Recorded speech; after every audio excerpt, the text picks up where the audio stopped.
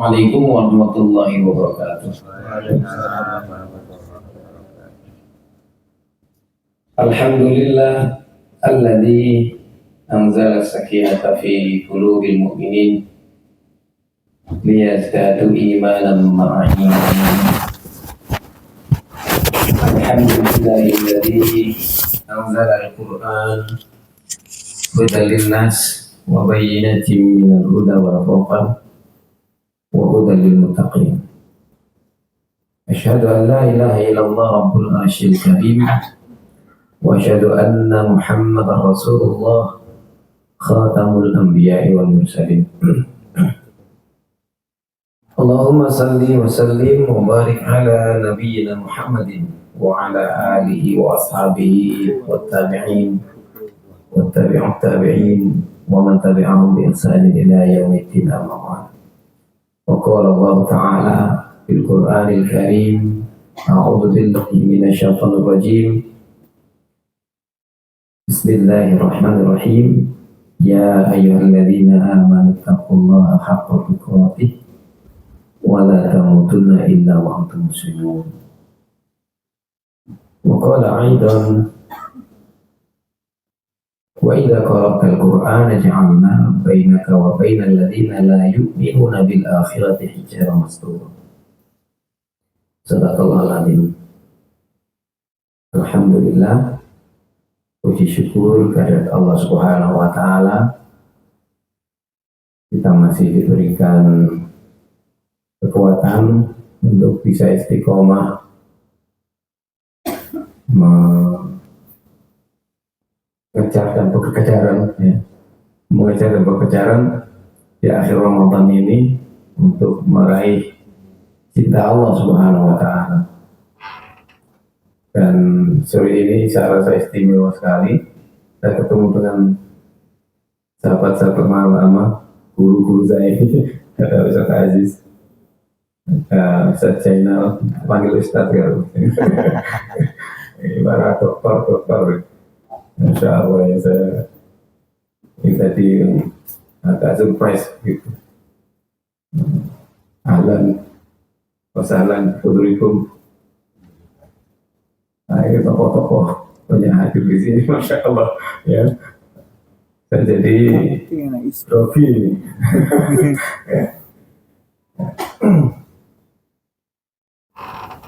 Bapak Ibu sekalian dirahmati Allah Subhanahu wa taala, anggap saja ini sebagai satu kewajiban kita sebagai seorang mukmin. Kalau kita tidak ingin menjadi orang-orang yang merugi, ya, bagaimana yang diingatkan oleh Allah Subhanahu wa taala dalam Al-Qur'an surat Al-Asr. A'udzu billahi minasyaitonir rajim. Bismillahirrahmanirrahim. Wal 'asr. Innal insana lafi khusrin illa alladziina aamanu wa 'amilus shalihati wa tawassaw bil haqq wa tawassaw bis sabr. Kata Allah, ketika bersumpah demi masa, demi waktu, Allah sampaikan peringatan kepada kita untuk saling tausiah. Tausiah itu bukan berarti menggurui ya. Jadi kalau saling itu berarti ada posisi yang sama, punya kewajiban yang sama.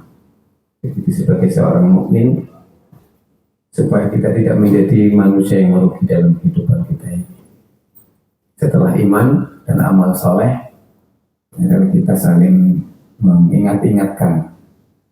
Kita anggap forum kali ini kita saling mengingatkan, dan saya diberikan posisi yang pertama untuk bicara di sini. Nanti ketika ketemu di luar sana mungkin barangkali gantian saya yang mendengar. Kalau dulu ketika jadi anggota dewan, saya berkomitmen kalau di luar saya harus banyak mendengar, nggak boleh banyak bicara. Dulu ketika jadi anggota dewan. Ya. Tapi ngomongnya ketika sudah di gedung dewan, nah itu kalau sudah di gedung dewan harus berani ngomong. Kalau gedung dewan cuma mendengar saja keliru. Ya. Tapi kalau di luar saya banyak mendengar. Itu komitmen saya dulu gitu. Nah, sekarang sudah pensiun dari anggota dewan ya, sudah beda posisi lagi. Bapak Ibu sekalian dirahmati Allah Subhanahu Wa Taala. Sebetulnya yang diharapkan dari madrasah Ramadan kita ini, kita sudah di penghujung ini ya, jadi penghujung ini adalah kebiasaan itu yang terus akan kita lanjutkan pasca Ramadan. Ya, kebiasaan. Jadi Ramadan itu di samping sebagai sebuah sarana untuk bersih diri di jadwal saya yang pertama kemarin saya fokus ke bersih diri itu tazkiyah an-nafs ya, tazkiyah diri. Nah, sekarang kita fokus di bagaimana menjadikan Ramadan itu sebagai madrasah tajribah untuk kita berlatih. Nah, karena berlatih, maka setelah Ramadan hasil dari latihan itu harusnya terus kita lanjutkan, ya, kita jaga. Harapannya begitu. Karena sudah terlatih tilawatul Quran setiap malam, maka ya kita lanjutkan. Demikian para sahabat Nabi Shallallahu Alaihi Wasallam dulu diajarkan begitu. Ya, setelah turun ayat pertama itu adalah bagian dari pengenalan kepada Allah Subhanahu Wa Taala sebagaimana perintah Allah. Metodologi dakwah yang diajarkan oleh Allah kepada nabinya itu adalah yaslu alaihim ayatihi wa yuzakkihim wa yu'allimuhumul kitab wal hikmah. Ada tiga hal itu etapanya. Yang pertama yaslu alaihim ayatihi, maka ayat yang pertama turun adalah iqra bismi rabbikal ladzi khalaq khalaqal insana min 'alaq iqra wa rabbukal akram alladzi 'allama bil qalam 'allamal insana ma lam ya'lam. Di ma'rifatullah, mengenalkan Allah kepada umat manusia. Setelah kenal, maka kemudian dikuatkan di tazkiyah itu, disucikan jiwanya agar menjadi orang-orang yang kuat dengan turunnya ayat ya ayyuhal muzammilu qumil laila illa qalila nisfahu aw yanqus minhu qalila aw zid alayhi warattilil qur'ana tartila inna sanulqi 'alaika qawlan tsaqila. Karena pekerjaan dakwah ini pekerjaan berat. Allah katakan, kami akan beri kamu itu satu perkataan yang berat. Qawlan tsaqila. Perkataan yang berat ini kan perkataan atau perilaku atau teladan yang akan bisa mempengaruhi orang. Nah, itu cara mendapatkannya bagaimana? Qumil laila illa qalila. Bangunlah kamu di malam. Ya, di bagian kecil dari malam. Illa qalila. Atau nisfahu atau separuhnya dari malam itu. Ya. Awin usmin qali, atau kurangi sedikit dari yang separuh itu. Auzid alaihi waratilil Qur'an tartila. Ya. Maka bacalah Al-Quran di waktu malam itu.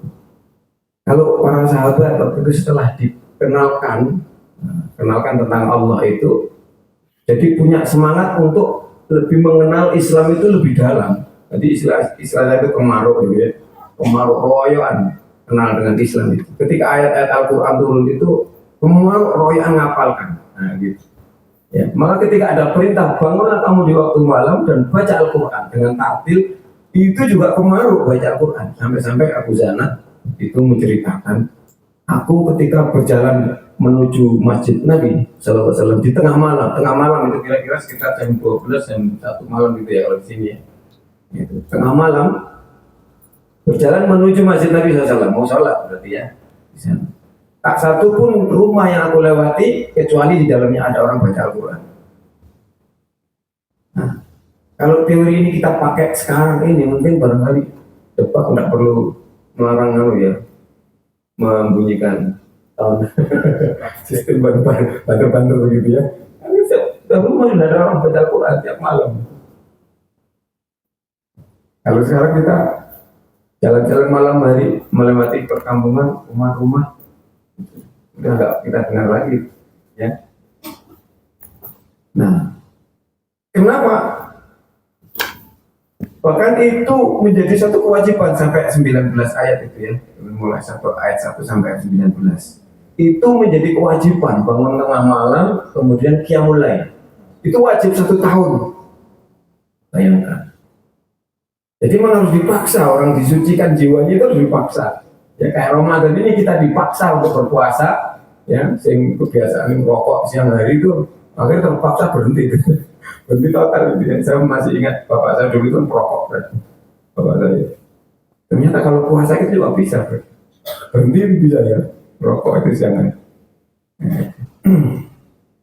Ketika masa tuanya sudah sakit-sakitan akhirnya berhenti total. Harus sudah dilatih di Ramadan itu berarti apa namanya merokok. Nah itu memang harus dipaksa, mensucikan jiwa itu harus dikorek betul itu ya. Ya kayak ibu-ibu non sewu ini kalau mengalami keguguran itu kan harus dikorek ya, kayaknya harus dipaksa dibersihkan itu. Nah makanya para sahabat pun juga dipaksa untuk melakukan qiyamul lail wajib itu 1 tahun. Lalu kemudian setelah 1 tahun turun ayat yang ke-20. Inna rabbaka ya'lamu annaka taqumu adna min thulutsayil laili wa nisfahu wa thulutsahu wa ta'ifatun minal ladzina ma'ak. Dan selanjutnya itu baru kemudian yang mulai itu jadi sunnah. Ya, jadi sunnah.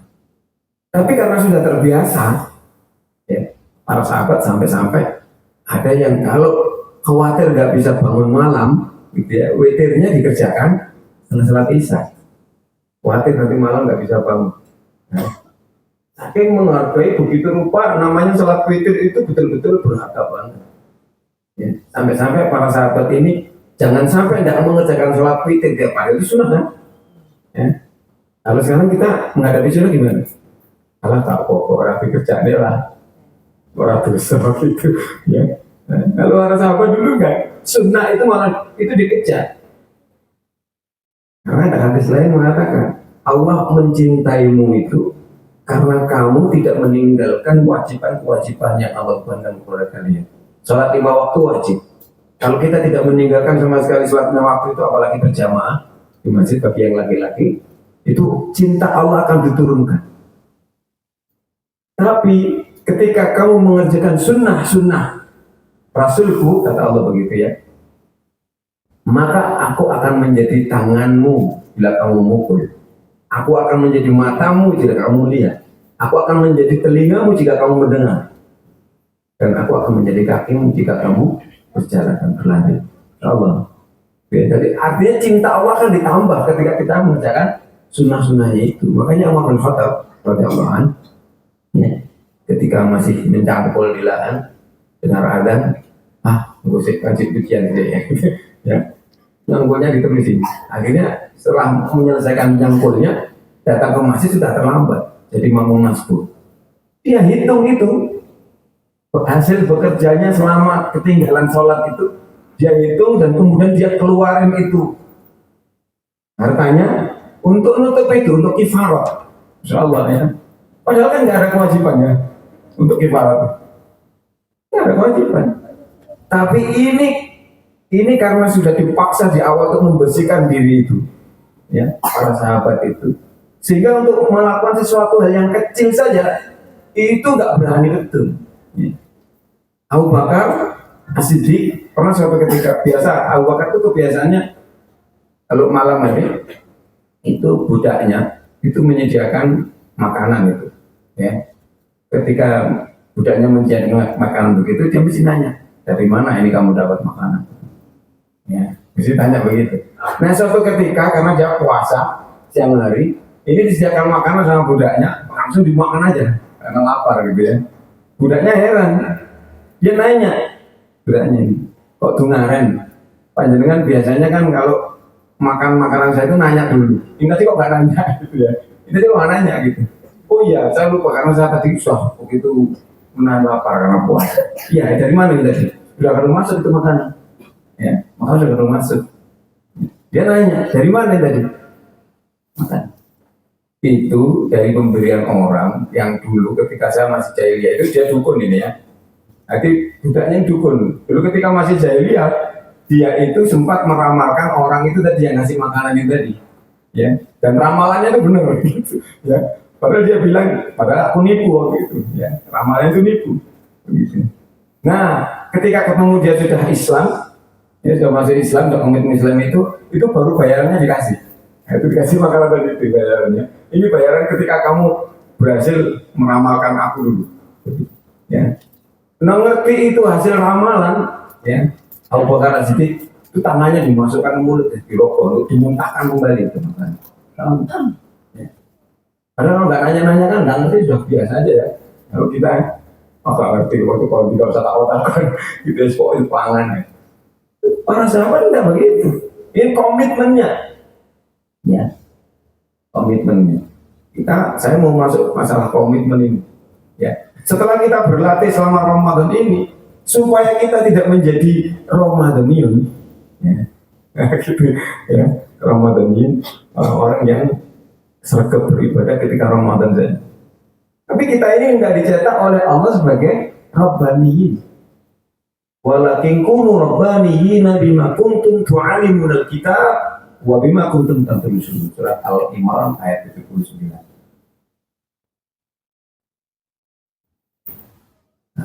Begini Nabi Sallallahu Alaihi Wasallam ditegur oleh Allah Subhanahu Wa Taala di ayat ini. Maka nabi basyari ayatiyahullahu al-kitab wal hikmah wan nubuwah thumma yaqulu lin-nasi kunu ibadan. Makanya mestinya para ulama, para kiai, para ustadz ini mestinya harusnya takut dengan ayat ini sebagaimana takutnya Nabi SAW.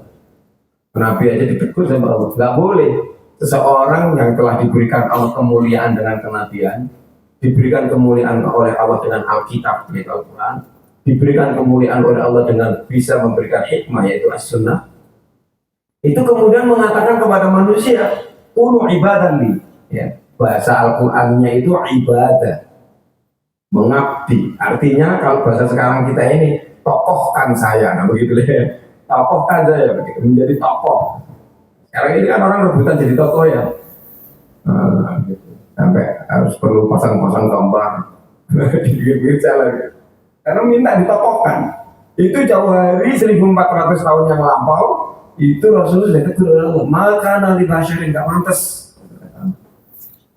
Ayatiyahul kitab wal hikmah wan nubuwah, thumma yaqulu lin-nasi kunu ibadan. Tapi apa mesti yang didakwahkan kepada manusia? Walakin kunu, mestinya kamu harus mengatakan kepada manusia, kamu jadilah orang-orang yang Rabbani. Walakin kunu Rabbaniyin. Nah, gitu. Makanya aktivitas Nabi SAW mendakwakan Al-Quran ini, mendakwakan Islam ini, seputar itu aktivitasnya. Ya. Maka sampai beliau berjanji, niscaya seandainya Fatimah binti Muhammad mencuri, maka aku akan potong itu tangannya. Ya, kalau sekarang kan jaim ya. Ya, jangankan dapat mencuri. Ya, jangankan saya berzina ya. Gitu. Ya. Mencuri saja Rasulullah berani berjanji, aku akan potong itu. Terus kayak gini aku kan tokoh masyarakat ya. Kalau anak saya diketahui mencuri gimana dia? Nah, gitu ya. Nah, sekarang orang banyak menutupi aib keluarganya itu karena itu, padahal Allah sudah mengingatkan kepada kita semuanya, ya. Kul in kana aba'ukum wa abna'ukum wa azwajukum wa azwajukum wa ashiratukum wa amwalun iqtaraftumuha wa tijaratun takhsawna kasada wa masakin tardawnaha ahabba ilaikum minallahi wa rasulihi wa jihadin fisabilihi fatarabbasu hatta ya'ti Allah bi amri. Surat At-Taubah ayat 24. Katakan Muhammad, jika bapak-bapakmu, anak-anakmu, istri-istrimu, keluargamu, kaum kerabatmu, harta kekayaanmu, perdagangan yang kamu takuti kerugiannya, Rumah-rumah indah yang kamu miliki itu semuanya lebih kamu cintai daripada Allah, Rasulnya dan jihad fisabilillah, maka tunggu sampai Allah mendatangkan keputusannya. Ya. Ini kalau zaman para nabat diomongin begini itu sudah nyantol ya. Dan itu terbukti ketika Khalifah Umar bin Khattab menjadi khalifah dulu. Ya, dia dengar itu ada penjual sapi gemuk banget, pokoknya bagus banget itu di pasar sapi itu putranya Abdullah bin Umar jualan sapi. Ya, sapinya sendiri dijual sapinya sendiri. Panggil sama Umar, kamu ngapain ikut-ikut jualan di pasar? Gitu. Loh, kenapa ya? Ini kan sapi saya sendiri, sapi yang saya ternak dengan tangan saya sendiri, saya besarkan, saya gemukkan sendiri, dan saya jual sendiri juga begitu. Iya, tapi kamu kan anaknya khalifah. Tambah enggak. Masukkan itu duitmu ke Baitul Mal. Begitu perintahnya. Ya. Jangan lagi-lagi kamu jualan sebagai anak khalifah. Itu tidak boleh. Jualan sapinya sendiri loh ini. Nah, apalagi jadi apa istilahnya kalau orang jual kan jualannya orang lain ini. Nah, ya apalagi jadi belantai gitu ya. Nah gitu. Ini jualan sapinya sendiri tidak boleh. Ya. Nah ini kan manifestasi dari hafalan Al-Qurannya itu. Ya. Makanya kenapa umat Islam ini dilatih oleh baginda Nabi SAW setiap Ramadan itu baca Al-Quran. Karena mau dicetak menjadi Rabbaniyin.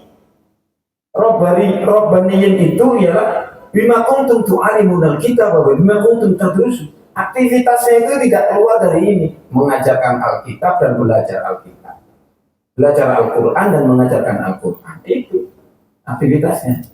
Lupa lah yang kayak orang betulan, kayak orang bangun gedung-gedung. Tetap ini itu pekerjaan sampingan itu, ya pekerjaan sampingan itu. Pekerjaan utamanya apa? Tilawatul Quran, ya. Belajar Al-Quran dan mengajarkan Al-Quran. Karena itu jadi dosen, Pak. Dosen tetap gitu ya. Sampai jadi dosen ngajarkan Al-Quran itu. Nah, itu begitu. Ya. Kan begitu. Umar bin Khattab jadi khalifah, kan diajarkan apa? Al-Quran. Baik itu berupa contoh-contoh maupun berupa pengajian. Suatu ketika Umar bin Khattab dimarah-marahi sama namanya Khawlah binti Salabah. Ya, Khawlah binti Salabah ini dikaruniai oleh Allah umur yang panjang sampai 100 tahun lebih. Ya. Siapa Khawlah binti Salabah itu? Itu yang ceritanya diabadikan oleh Allah Subhanahu wa taala dalam Quran surat Al-Mujadilah. Qad sami'a Allahu qawla allati tujadiluka fi zawjiha wa tashtaki ila Allah wallahu yasma'u tahawurakuma. Ya, ayat 1 gitu. Allah dengar itu keluhan seorang wanita yang mengeluh tentang suaminya. Hadis suaminya itu KDRT, Pak. Ya. Suaminya itu KDRT. Ini bukan cuma bukan cuma suaminya yang jarang pulang gitu ya. Ini KDRT. KDRT ini udah, kalau sekarang itu laporan ke Depak itu sudah diceraikan gitu ya. Ini Khawlah ini waktu itu dia lapor kepada Nabi SAW untuk minta diceraikan dari suaminya. Kenapa? Suami itu sudah KDRT, bahkan lebih dari itu suaminya menvihar. Nah ini kan hukum vihar ini yang sekarang sudah nggak umum lagi. Masyarakat kita ini nggak ngerti vihar itu kayak apa. Vihar itu mengatakan kepada istrinya, tapi tidak mencerai. Tapi itu mengakibatkan istrinya jadi tidak halal untuk digauli. Wah ini kan menyakiti banget ya. Menyakiti banget. Makanya saya jaga mulut banget kalau dengan istri. Kalau istri bisa ngomel-ngomel begitu saya diam aja. Ya daripada nanti kita ya keluar itu kalimat-kalimatnya nggak benar. Ya. Nah. Dia sama suaminya. Nah, jadi orang lanang emosional gitu ya, mengucapkan kalimat dia maru kuno kangen gitu. Kalau kangen sama istrinya kamu boleh jangan, kamu sudah nggak halal lagi sama saya, tapi masih statusnya istri. Tuh, gimana itu? Kenapa kan? Itu menyakiti banget itu budaya orang Arab. Ya, kalau di Indonesia ada nggak ya? Ada tapi dalam bentuk yang lain ya. Itu orang Arab itu kalau sudah ngomong punggungmu persis punggung ibuku, itu sudah nggak halal tidak istri. Ya. Kalau di sini kalimat yang hampir mirip dengan ini apa kira-kira? Mengatakan istrinya kayak ibunya begitu ya. Itu sudah nggak halal. Ya nggak boleh digauli. Laporan kepada Nabi SAW itu di surat Al-Mujadilah. Ya, laporan kepada Nabi SAW, kemudian kata Nabi juga nggak bisa putusin itu, ya, hukum yang menceraikan itu ya. Makanya saya kalau ada ibu-ibu itu datang ke rumah konsultasi, terus perasaan kalau bojone yang minta cerai, saya nggak pernah menyarankan untuk mencerai, untuk minta cerai, untuk menggugat cerai suaminya, karena nggak ada sebetulnya dalam Islam gitu Pak. Sebetulnya nggak ada ya, di depan aja dibuatkan untuk bisa menggugat cerai. Gitu. Umar bin Khattab juga pernah dilapori sama seorang wanita yang suaminya nggak pulang-pulang sampai 3 bulan itu, minta diceraikan. Umar bin Khattab juga nggak berani menceraikan supaya khalifah. Ya, Nabi juga begitu, nggak berani jawab. Ya, sampai kemudian turun ayat yang berikutnya itu memberikan solusi. Ya, maka untuk bisa apa namanya, untuk bisa menggauli lagi istrinya, dia harus membayar kafarah. Apa kafarahnya itu? Disuruh puasa selama 2 bulan. Gimana Pak? Itu puasa 2 bulan. Ya, itu kafarahnya itu. Setelah itu baru kemudian boleh dinikahkan kembali. Nah, ternyata diberikan hukuman iqab ya, puasa selama 2 bulan itu dia nggak kuat juga, istrinya menyampaikan begitu, tidak kuat. Jadi kalau begitu bayaran aja, apa ini fakir miskin? Lah kami ini paling miskin ya Nabi. Paling miskin. Jadi kalau begitu para sahabat dikumpulin, suruh ngumpulin duit disumbangkan, termasuk haula itu. Ya, haula itu istrinya juga nyumbang untuk suaminya, ya, supaya suaminya jadi halal lagi. Gitu. Nah, itu peristiwanya begitu. Umar bin Khattab ingat banget dengan ayat ini. Dan haula ini diberikan karunia oleh Allah hidup sampai zamannya Umar bin Khattab. Suatu ketika Umar bin Khattab buat kebijakan pemerintahan itu, dimarah-marahi sama haula ini. Yang pejabat-pejabat ini udah kenalin sama haula bin Thalabah. Ya. Umar bin Khattab dimarah-marahi itu diam, nggak bisa ngomong. Yang ngomong dia diam saja. Sama pejabat-pejabatnya dia bilang, Khalifah, kenapa Anda diam saja begitu dimarah sama orang tua begitu ya? Orang tua begitu dimarahin ya.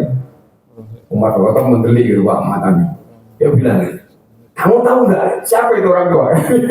Ya. Tahu nggak kamu siapa orang tua? Itu orang tua yang bisa menggetarkan arasnya Allah. Dia bilang begitu. Wah, ini kaget semua dia bilang. Ya, jadi penghargaannya kepada orang-orang yang dihargai oleh Allah Subhanahu Wa Taala semakin ya. Kita lanjutkan nanti, insya Allah kalau masih ada waktu kita lanjutkan. Baik, sudah bel maghrib ini kita mesti waktunya berbuka puasa. Kita tutup dengan berdoa bersama-sama. A'udzubillahi minasyaitonir rajim. Bismillahirrahmanirrahim. Alhamdulillahirabbil alamin. Hamdan yuwaffi ni'amahu wa yukafi mazidah. Ya Rabbana lakal hamdu kama yanbaghi li jalali wajhika wa 'azimi sultanik.